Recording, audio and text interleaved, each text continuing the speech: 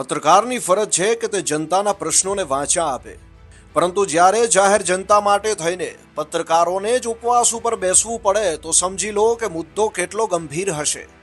જેતપુરની સરકારી હોસ્પિટલ તેમની લાલિયાવાડીને કારણે વર્ષોથી સમાચારોમાં ચમકતી આવી છે।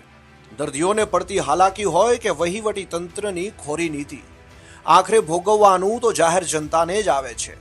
વર્ષોથી ખાલી પડેલી કાયમી ડોક્ટરોની જગ્યાઓ ભરવાને બદલે હંગામી તબીબો થકી ચાલતી હોસ્પિટલમાં દર્દીઓ ભારે હેરાન થાય છે।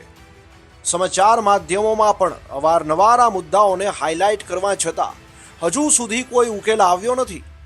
જ્યાં પત્રકારત્વ પણ ટૂંકું પડ્યું તેવા જેતપુર સરકારી હોસ્પિટલ તંત્ર સામે સવાલ એ થાય છે કે આખરે કેમ જાહેર જનતાની સુખાકારી માટે પગલાં લેવામાં ઉદાસીનતા રાખે છે?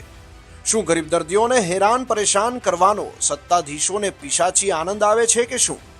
સરકારી હોસ્પિટલમાં ઘણા બધા ડૉક્ટરો ઘટે છે, જેમાં પેડિયાટ્રિક્સ નથી, મહિલાઓ માટે ગાયનેક ડૉક્ટર નથી, રેડિયોલોજિસ્ટ એટલે કે જે એક્સરે ફોટો લેતા હોય છે તે ડૉક્ટર નથી, આંખોના ડૉક્ટર નથી, હાડકાના ડૉક્ટર નથી। આટલા ડૉક્ટરો ઘટે છે। જેતપુરમાં અત્યારે જે ફિઝિશિયનની વાત કરીએ તો 5 ડૉક્ટર તો ઓલરેડી હોવા જ જોઈએ, એને બદલે અત્યારે એક જ ડૉક્ટર છે।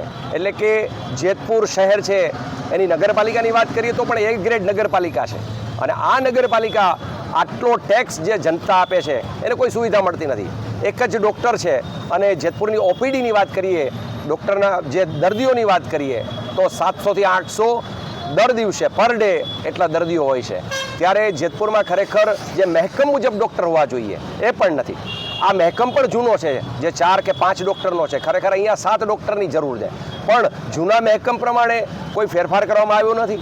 પણ અત્યારે જે મહેકમ છે એ પ્રમાણે પણ ડૉક્ટર નથી, એટલે તાત્કાલિક અસરથી આ ડૉક્ટર મૂકે એના માટે થઈને જેતપુર શહેર અને તાલુકા પત્રકાર સંઘના તમામ પત્રકાર મિત્રો અને જેતપુરના પ્રબુદ્ધ નાગરિકો આજે પ્રતિક ઉપવાસ ઉપર ઉતર્યા છે।